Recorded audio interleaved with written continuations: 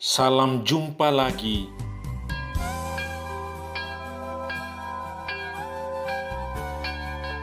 Bersama saya, Pastor John Lewar SVD. Suara Pagi.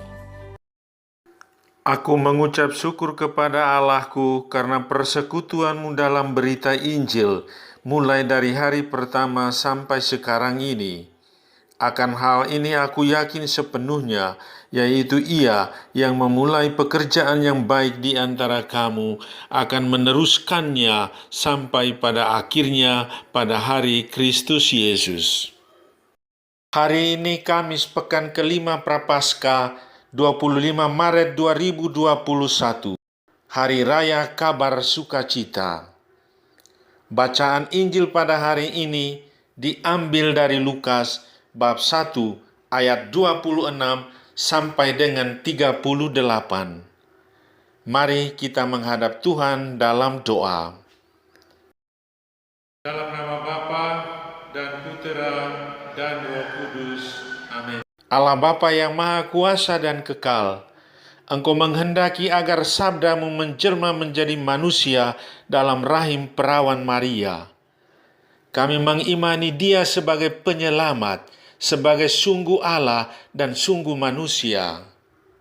Kami mohon dengan rendah hati, semoga hidup kami selanjutnya ditandai oleh hidup ilahi Yesus Kristus Putra-Mu, Tuhan dan pengantara kami, kini dan sepanjang segala masa. Amin. Tuhan bersamamu dan bersama rohmu. Inilah Injil Yesus Kristus menurut Lukas. Dimuliakanlah Tuhan. Dalam bulan yang ke-6, Allah mengutus malaikat Gabriel ke sebuah kota di Galilea bernama Nazaret, kepada seorang perawan yang bertunangan dengan seorang bernama Yusuf dari keluarga Daud. Nama perawan itu Maria. Ketika masuk ke rumah Maria, malaikat itu berkata, "Salam hai engkau yang dikaruniai, Tuhan menyertai engkau." Maria terkejut mendengar perkataan itu, lalu bertanya di dalam hatinya, "Apakah arti salam itu?" Kata malaikat itu kepadanya, "Jangan takut hai Maria, sebab engkau beroleh kasih karunia di hadapan Allah. Sesungguhnya engkau akan mengandung dan akan melahirkan seorang anak laki-laki, dan hendaklah engkau menamai dia Yesus. Ia akan menjadi besar dan akan disebut Anak Allah yang Maha Tinggi.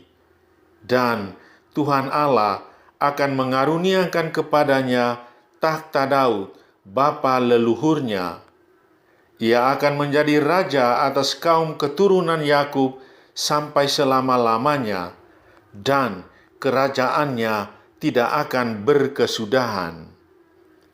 Kata Maria kepada malaikat itu, "Bagaimana hal itu mungkin terjadi karena aku belum bersuami?"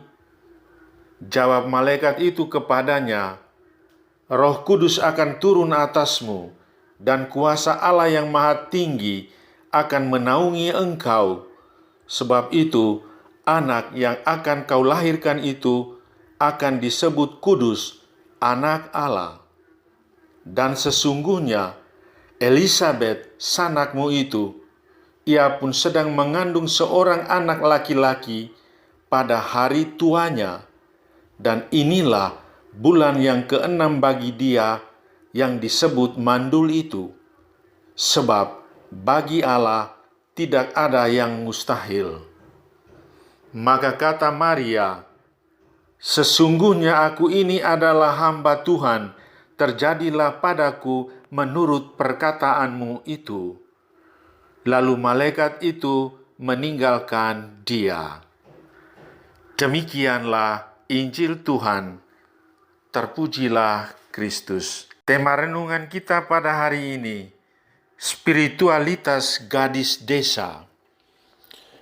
Saudari-saudaraku yang terkasih dalam Kristus, hari ini kita merayakan pesta kabar sukacita. kabar sukacita dari Allah yang disampaikan oleh malaikat Gabriel kepada Maria.